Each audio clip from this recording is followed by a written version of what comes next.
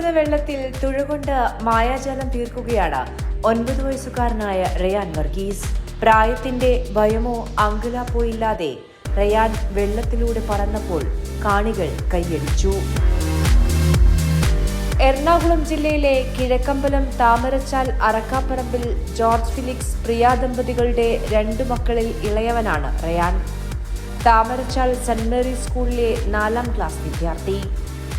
ആദ്യമായിട്ടാണ് ഇത്തരത്തിൽ കുത്തൊഴുക്കുള്ള പുഴയിൽ മത്സരത്തിൽ പങ്കെടുക്കുന്നത് എന്നും ഭാവിയിൽ വലിയ മത്സരങ്ങളിൽ പങ്കെടുത്തോ മെഡൽ വാങ്ങണമെന്നുമാണ് തന്റെ ആഗ്രഹമെന്ന് റയാൻ പറയുന്നു.